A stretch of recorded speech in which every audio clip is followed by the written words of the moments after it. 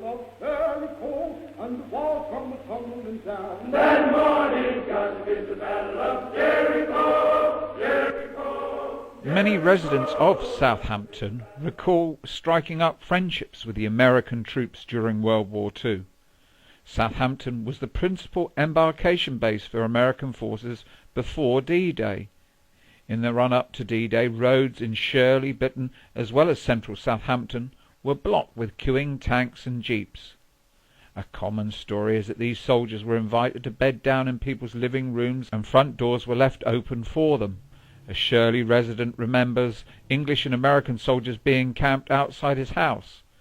We used to leave the door open at night so they could come in and sleep on the floor in the sitting room instead of sleeping in a tank.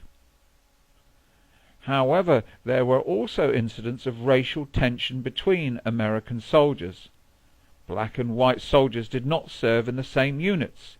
The US base for white troops was in Hoglands Park, whilst the black soldiers provided mainly logistical support from barracks in the old Ordnance Survey buildings, where the new law courts now stand in London Road. Black soldiers were expected to unload lorries at Southampton docks, but only white soldiers can be seen aboard the ships going to fight in the war. Even black and white soldiers' social lives were segregated. A chapel since demolished, also in London Road, served as a social club for black soldiers. It was still very controversial for a black American and a white woman to be seen together, and this was a flashpoint for trouble in some cases. During the American stay, there were 27 cases of racially motivated violence recorded in Southampton.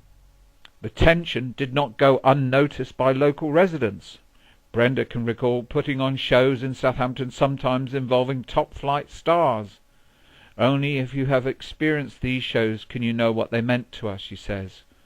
One item, though, I remember the shock of seeing how the black and white American troops were segregated. They had a different night out in the town, and the fights were inevitable. For a black soldier to be with a white girl was enough reason for a full-scale riot. Things have altered so very much it is unthinkable now. It was very real then. Carol Ann also tells a first-hand account of seeing segregation in Southampton. My life in the country is just one long memory of the fun we had with all the Allied troops living in camps in the surrounding woods. My favourites were the Americans, who showered us children with sweets and comics, took us on wild rides in their jeeps and into their camps to show us movies and give us parties that I will never forget. We had Canadians, Australians and New Zealanders in camps and convoys of lorries and tags in every lane and on the walk to school. Black Americans were camped separately and did not mix with the civilians outside their camp, but in the evenings many families would walk over to hear them sing gospel and folk songs as they sat around campfires. Of course, such stories are not confined to Southampton. Edith Haynes worked in an American Red Cross club in Liverpool between 1942 and the end of 1944. She was a professional singer and worked with black soldiers and formed a male voice choir which sang in many settings in the UK, including a choral concert on the steps of St George's Hall, Liverpool, which was taped and sent to Washington. She loved the work, but was very distressed by the racism within the American Army. The soldiers she worked with had white officers who patronized them, and so she wrote a letter of complaint to General Eisenhower about the segregation of soldiers.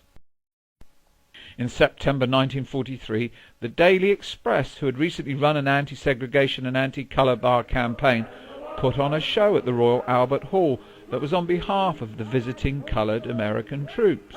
At the beginning of the evening, and to the sound of rolling drums, a single file of 200 black soldiers from a segregated division of the American Air Force's engineers marched onto the stage.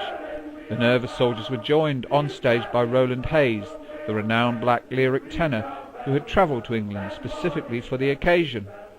Roland Hayes and the Negro Chorus were at the prestigious venue for the debut of an orchestral work called Morning Freedom, set to traditional Negro spirituals and songs to highlight their plight by its white composer Corporal Mark Blitzstein. By the end of World War II, there were many black officers, a black infantry division, a black cavalry division, as well as the now legendary Tuskegee Airmen. In late 1944 and into 1945, in several divisions, rifle companies received a platoon of black soldiers that served side by side with white soldiers in what had been white units up to that point.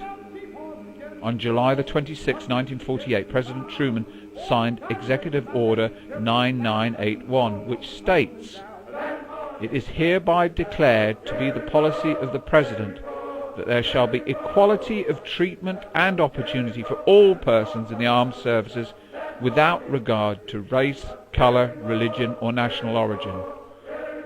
Although this cannot stop racial prejudice, it shows how the experience of the war contributed to changing attitudes, not just in the United States.